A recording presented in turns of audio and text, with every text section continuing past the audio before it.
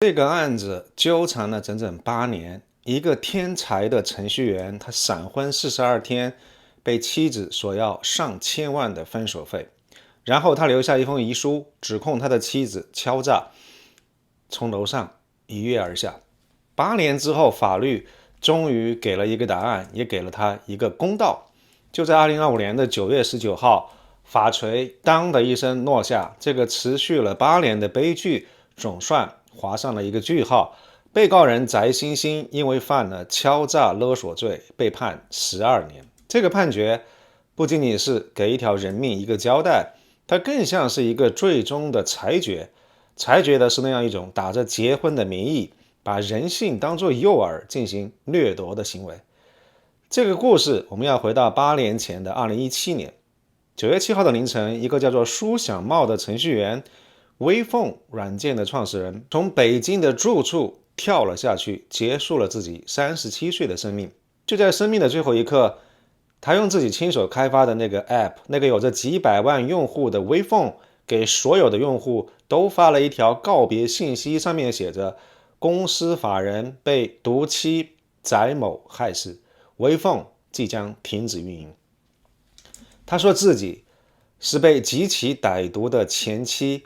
翟欣欣给逼死的。这样一句话就像一块大石头扑通一下砸进了平静的湖里，一下子就炸开了锅，很快变成了一场全民大讨论。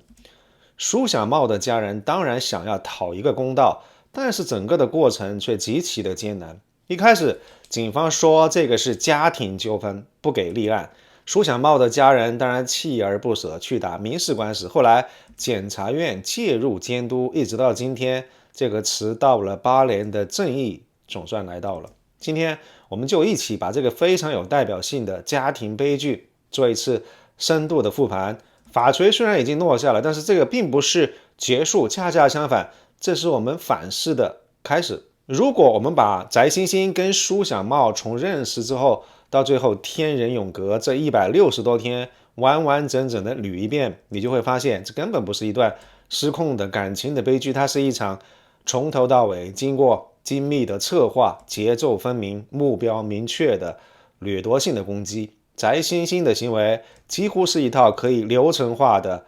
狩猎的脚本。第一步是伪装跟引诱。2017年的3月30号，舒小茂在世纪佳缘这个网站上认识了翟欣欣。舒小茂是哪一类人呢？他是一个非常典型的技术宅，高智商也高财富，但是他的社交经验说实话比较少。对于他这样的人来说，翟欣欣简直是完美伴侣的化身，因为她学历高，长得漂亮，家里的条件看起来也很不错。这才认识没2天，翟欣欣就把自己的别墅啊，跟特斯拉的这个照片都发给舒小茂来看，营造了一种白富美的形象。他还说想在年内就生个宝宝。这样一种行为在心理学上有一个专门的名词，叫做爱意轰炸。什么意思呢？就是在非常短的时间里面给你超高浓度的感情的关注，给你一个关于2个人未来的完美的承诺，用这样一种方式迅速的把你的心理防线给冲垮，让你对他产生情感上的依赖。舒小茂这么一个长期跟代码打交道的人，他的内心是非常渴望家庭的温暖，而翟欣欣的出现就好像是老天爷用算法给他精准推送的一个完美答案一样。他当时几乎是一点怀疑都没有，因为感情真的是上了头。那第二步叫做投资跟绑定。一旦感情升温之后啊，这个脚本就进入了第2个阶段，引着你进行巨额的投资，就是把你们俩的这个关系跟财产死死的绑定在一块儿。那这里头翟欣欣不是那种简单的拜金不是常见的那些我想买一个包啊，我想买件首饰，不是这种类型的。他其实是在刻意引导舒小茂进行共同投资。你可以听听看，在法律上这样就制造出了一种婚前财产混在一块儿的假象，这为将来离婚之后分割财产要钱埋下了伏笔。那就在4月到5月短短1个月之间，舒小茂为翟欣欣花钱那是眼睛都不眨一下，100多万的特斯拉，30多万的卡地亚的钻戒、各种各样的奢侈品。紧接着，翟欣欣就提议，我们一起去海南买一套房吧。320多万的房子，舒小茂又掏了近200万的首付。所有这些行为，他不仅仅是想要拿走你的东西，它也是一种非常高明的财务捆绑跟心理的操控。经济学上有一个名词叫做沉没成本的效应，在这个地方被翟欣欣用得淋漓尽致。你想想看，每一次巨大的付出都让舒小茂在心理上更难离开翟欣欣，都变成了是把他锁住的一环。舒小茂他以为自己是在为两个人共筑爱巢，是为了两个人共同的将来在做投资，但他不知道的是，他其实正在为自己亲手建了一座根本逃不出去的牢笼。而第三步叫做测试跟拿捏。2017年6月6号，就是两个人去领证的前一天，整个剧本迎来了最关键的一个转折点。翟欣欣突然用一种近乎荒唐的方式，他说他自己做梦梦到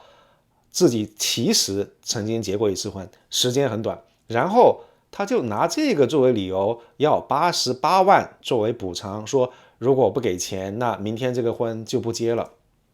虽然看起来非常搞笑，但这个其实是一个非常重要的压力测试环节。通过这个事儿啊，翟欣欣一下子就摸清楚了舒小茂两个致命的弱点。第一个就是他极度渴望能够维持跟翟欣欣的这段关系，他害怕失去。第二个就是他习惯用花钱来解决问题，这个是他作为一个程序员的思维惯性。程序出了 bug， 那就出钱来修复它。舒小茂当时突然听说翟欣欣有过婚史，那肯定是震惊的。但是为了留住这个眼前的完美的爱人，他选择了妥协，他支付了88万。也就是从这一刻开始，两个人之间的这个权力关系彻底反转了。翟欣欣抓住了舒小茂的软肋，完全掌握了主动权。第二天，在认识才70天之后，两个人闪电般的登记结婚了。可是呀，舒小茂他以为这个是幸福的起点，其实是深渊的入口。那第4步叫做胁迫跟收割。婚姻在我们普通人眼里那是非常神圣的，但是在这个地方它成了一件合法的外衣，用来干嘛呢？用来收割。结婚之后，舒小茂慢慢就发现他眼里的这个完美的妻子翟欣欣好像特别爱撒谎，心机特别重。而他刚刚开始怀疑的时候，翟欣欣已经开始露出了他的獠牙。结婚才42天，7月7号，翟欣欣第一次提出离婚，他撕下了所有的伪装，开口就索要1000万的精神损失费，还要海南岛刚刚买下来的那套房子。从这一刻开始，什么爱情的伪装全部都没了，一场赤裸裸的敲诈勒索正式开场。翟欣欣他非常精准地抓住了舒小茂作为一个科技公司创始人最大的那个软肋。那这个威胁是什么呢？是舒小茂他在事业上确实存在一个法律风险，因为他开发的那个 WePhone 这个 app 跟这个业务的确存在一些灰色地带的电信运营的行为，还有一些偷税漏税的问题。翟欣欣声称他自己有公安局的关系，能够让他坐牢，让舒小茂的事业彻底完蛋。那这个威胁其实是很可怕的，因为对于翟欣欣来说，他去举报一下成本几乎是零，但是对于一个舒小茂好不容易从农村出来，费了很大的心力开了自己的公司，有了一点收入，哪怕这些指控都是瞎编的都好，可是一旦公司被立案调查，这就意味着名声全毁了。翟欣欣利用的正是舒小茂对于这样一种程序性惩罚的巨大的恐惧。翟欣欣这一下子精准地打在了舒小茂这个企业创始人最害怕的地方，他一下子就陷入了一个两难的境地，一边是事业毁灭，一边是财产损失。在一个理性人的思维里面，他选择了破财消灾。7月18号，在巨大的恐惧跟压力底下，舒小茂他被迫签署了离婚协议，同意支付660万，而且把海南岛的这个房子过户给翟欣欣。你以为这个就结束了吗？对于一个掠夺者来说，猎物的妥协只会激发他更强的贪婪。在接下来的快2个月的时间里面，翟欣欣就像复古之躯一样，不停地通过短信、电话去威胁、去骚扰舒小茂，逼着他支付协议里面剩下的340万。正是这样一种没完没了的逼迫，彻底摧毁了舒小茂的精神防线。这个时候的舒小茂，他的资金链已经断裂了，他终于明白这是一个永远也填不满的无底洞。9月7号，在网上留下遗书，把所有的事情公之于众之后，舒小茂从高楼一跃而下，一场持续了160多天的狩猎以猎物的生命终结落下了帷幕。舒小茂的悲剧，在我看来，它不仅仅只是一个老实人被欺骗、被勒索的故事，它其实更深刻地揭示了一个问题，就是我们这个社会在转型期间，有一类特定的人群，在他们身上有一种结构性的脆弱。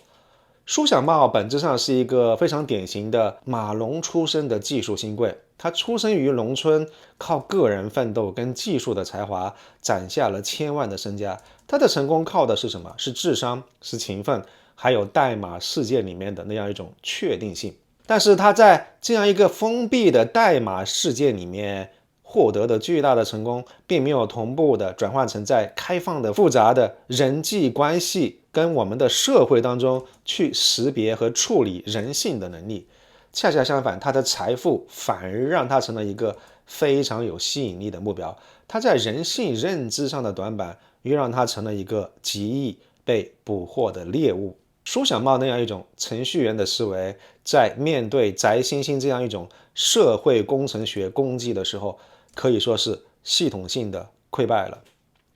我们知道程序员他习惯性的把问题抽象化，去寻找一个最优解。当关系出现问题的时候，他下意识的就选择了付费修复，从88万的婚食补偿到1000万的离婚协议，他一直在试图用钱去解决一个根本不是钱能够解决的问题。他的逻辑跟理性这个时候反而成了把他自己困死的那个牢笼。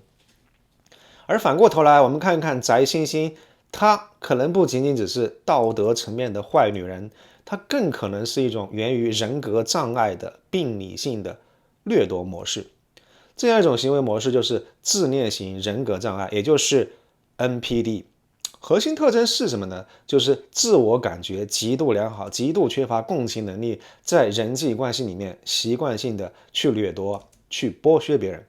我们看他好像理所当然的就认为他自己有权利拿走舒小茂的巨额财产，要1000万精神损失费的时候，一点愧疚感都没有。他对于舒小茂承受的巨大的精神压力跟痛苦，乃至于最后的死亡，表现出一种惊人的冷漠。他把舒小茂完全当作了是一个满足自己物质欲望的工具，一旦价值榨干了，就弃之如敝履。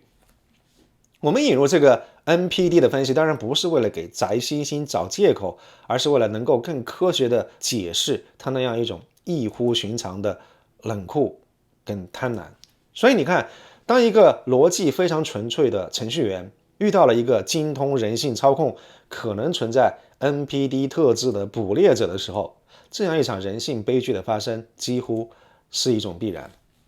舒小茂去世之后，他的家人，特别是他的哥哥舒小农，开始了一场长达8年的为正义而战的漫长征途。一开始这条路走的是异常的艰难。家人拿着这个遗书跟聊天的记录去报案，指控翟欣欣敲诈勒索，但结果得到的是什么呢？没有犯罪事实，不予立案。因为这个案子掉进了一个巨大的法律困境里头，也就是我们常说的那句老话：清官难断家务事。司法实践当中，结婚了可能夫妻双方为了多争一点财产，有时候用一点点威胁的手段，这个到底是属于离婚谈判的民事纠纷呢，还是涉嫌刑事犯罪？以前的司法实践当中，这个界限非常的模糊。就因为合法婚姻关系的存在，给翟欣欣这个非常恶劣的行为披上了一层天然的合法性的外衣。而面对刑事立案这样一堵高墙，舒家的法律团队他们没有硬闯，表现出了惊人的智慧跟忍性，取而代之的，他们选择了一条更迂回，但最后证明是天才的诉讼策略，就是先民后刑。简单来说，就是既然刑事这条路暂时走不通，那我们就先打民事诉讼官司。这个策略妙在什么地方呢？妙在民事诉讼跟刑事诉讼，它的证据标准是完全不一样的。他们把战场从证明标准特别高、非常严的这个刑事的领域，转移到了证明标准相对比较宽松的民事的领域。最终的目的就是希望通过法庭审理，拿到一份盖着法院公章的、有国家法律效力的判决书。一旦这份判决书里头白纸黑字的写上了法院认定翟欣欣实施了胁迫行为，那么这样一份司法文件本身就足以敲开刑事立案的大门，因为这是司法机关认证的法律事实。2018年，苏家人提起了民事诉讼，核心诉求有2个：第一，苏小茂给翟欣欣的一些钱物是在被骗情况底下给的，应该撤销；第二，也是最关键的，这样一份离婚协议书是在被胁迫之下签的，也应该认定无效。所以我们看到，在民事法庭上，他们不需要证明翟欣欣构成了敲诈勒索罪，只需要证明他实施了胁迫这个行为就够了。而在家人的手里有苏小茂的手机，有完整的聊天记录，足以证明这一点。经过快5年的审理之后，2023年3月31号，法院作出一审民事判决。那这样一份判决书成了整个案子的转折点。法院明确认定翟欣欣对苏小茂实施了胁迫，因此判决撤销相关的赠与行为，要求翟欣欣退还将近1000万的现金、汽车跟房产。这样一份由法院出具的具有法律效力的民事判决书，它的价值远远超过了追讨财产本身。官方认定的犯罪事实的说明书为敲诈勒索罪最核心的2个要件：威胁或要挟的方法和非法占有的目的，提供了最权威的司法背书。当这样一份判决书递交给公安跟检察机关的时候，整个事情发生了根本性的改变。民事判决生效不到2个月，5月20号，警方正式以敲诈勒索罪对翟欣欣立案侦查。这个案子终于回到了他本来应该归属的刑事调查的轨道上。先民后刑这个诉讼策略的成功，本质上是一场利用不同司法程序之间证明标准的差异进行的证据固化跟事实确认的智慧博弈。它为未来无数在刑事维权道路上遇到困难的受害者提供了一个非常具有操作性的范本。翟欣欣他所有的这个欺诈跟勒索的行为都发生在婚姻之内，那么为什么法律最终能够撕开这样一层婚姻的保护伞，确定他构成犯罪呢？这背后是一个开创性的法律突破。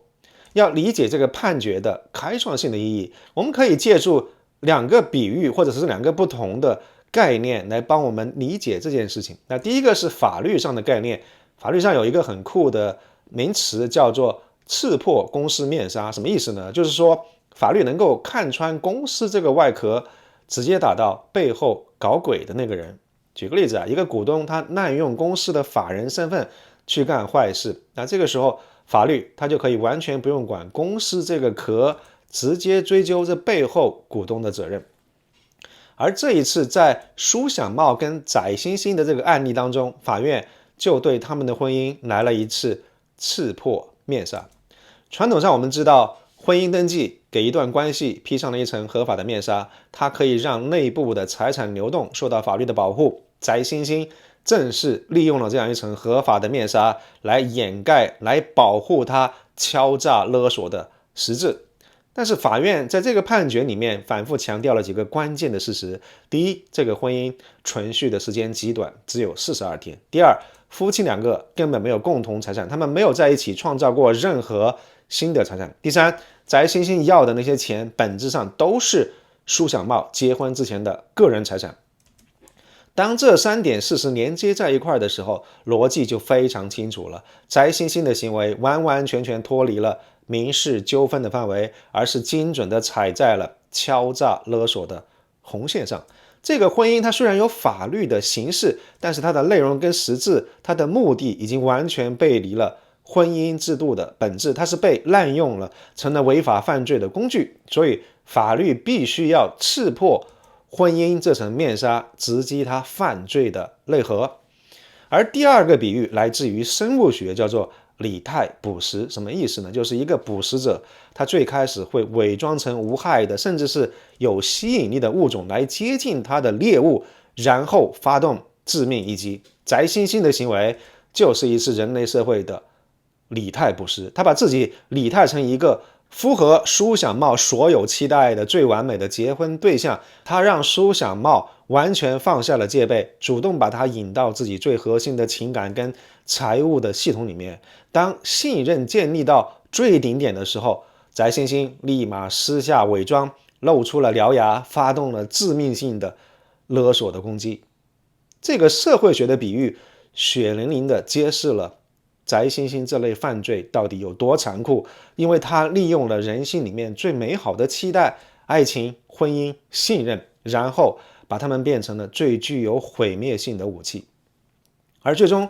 法院的判决也向全社会宣告了一件事情，就是婚姻关系不能够成为免除刑事责任的护身符。当婚姻被彻底工具化，威胁到个人的生命财产安全的时候，国法就必须要介入。而对于那些时间很短又没有共同生活实质的闪婚，司法系统以后不会承认他们形成了真正意义上的财产共同体。这个法院的判决等于是在法律上为那些想要利用婚姻来掠夺财富的人，把他们的那个大门给彻底焊死了。还有关于舒小茂的自杀，法院的处理方式也充满了法律的智慧，他们并没有强行去论证翟猩猩故意杀人，而是把舒小茂的死认定为敲诈勒索罪所造成的严重后果，并且以这个作为加重刑罚的重要依据。这样一种处理方式，既能够在道义上回应我们老百姓杀人必须偿命的这样一种正义感，又在法律上严格遵守了罪行法定的原则。他在法律上正式确认了犯罪行为跟悲剧后果之间的因果链条，让罪犯为此付出了应该有的沉重的代价。2025年9月19号，也就是8年之后，正义的终章终于来了。北京市海淀区人民法院一审宣判，以敲诈勒索罪判处翟猩猩有期徒刑12年，并处罚金10万元。12年这个数字是怎么来的？首先，法律规定敲诈勒索数额特别巨大的要判10年以上，翟猩猩涉案的上千万远远超过这个标准。其次，也是最重要的是案件造成的严重后果，也就是舒小茂的死亡。虽然法律上不能够直接判他杀人，但是在量刑的时候，这个悲剧性的后果成了法官决定从重处罚的最关键的砝码。当我们复盘整个案件，有一些流传很广的误解，我觉得有必要在这个地方来澄清一下。第一个误解就是舒小茂的自杀纯粹是因为他心理脆弱嘛。当时案件刚刚发生的时候，很多人都觉得舒小茂他自己哀其不幸，怒其不争，但是这种观点其实极大的矮化跟误解了舒小茂在生命最后时刻所做的抗争。在他生命最后时刻的行为不是一次冲动下的情绪崩溃，他的生命也不是无声无息就消失了。在我看来，这是一场经过精心策划的以死明志跟公民取证。在他生命的最后一刻，舒小茂作为一个顶尖的程序员，动用了自己最熟悉的工具代码跟互联网。首先，他通过自己开发的 App 向所有的用户推送了自己被害的消息，这是一个天才大胆的举动，保证了这件事情能够在一瞬间大范围的传播出去，没有办法被掩盖。其次，他留下了非常详尽的遗书，清清楚楚地指控翟猩猩的敲诈是导致他死亡的直接原因。他在电脑里面留下了条理清晰的案件陈述的材料，详细的讲解了整个过程，还附上了关键的聊天记录。而且在离开人世之前，他还特意解锁了自己的手机，留下了锁屏的密码，也留了一张纸条告诉家人，手机里面有最直接最完整的证据。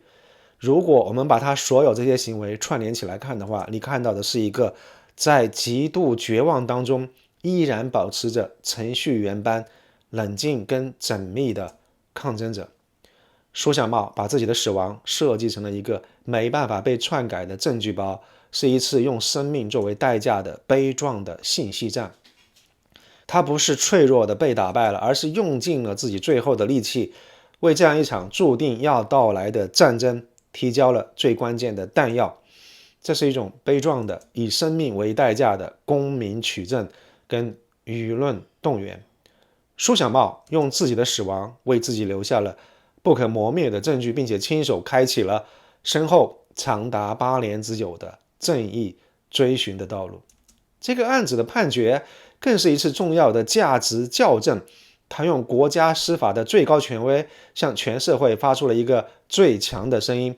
婚姻的神圣外衣绝不能够成为实施犯罪的遮羞布，法律必须要为婚姻划定底线。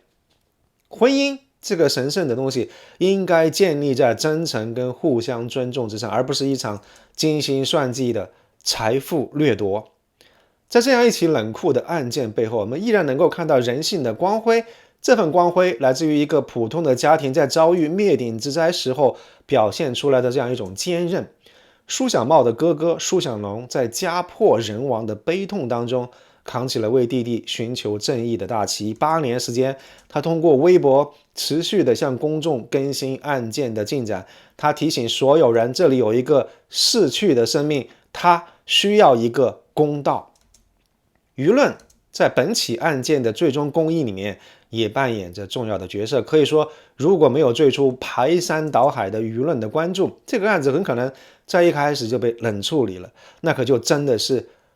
沉冤无处昭雪。而舒小茂家人后续通过社交媒体的持续发声，让整个案子始终在公众的视野里面形成一个强大的外部舆论监督，倒逼着司法系统必须用最高的标准来审理这个案子。正是这样一种家属永不放弃的坚持、专业的法律策略，再加上持续不断的舆论的压力，最终形成了一股强大的合力，穿透了司法系统最初表现出来的这样一种惰性。2025年9月19号的法锤声是对于逝者舒小茂最深切的告慰。他以生命为代价的公民取证终于完成了深厚的司法程序，这也是对所有相信法网恢恢，疏而不漏的人们最有力的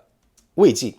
他告诉我们，通往正义的道路或许漫长而曲折，但只要坚持不懈地去寻求、去抗争，法治的阳光终将会穿透阴霾，照亮每一个角落。翟欣欣的案子已经落幕了，但是他留给我们这个时代的警示跟启示将会长久的存在下去。非常感谢您的收看，有任何想法欢迎大家在评论区留言跟我们分享。我们下期节目再见，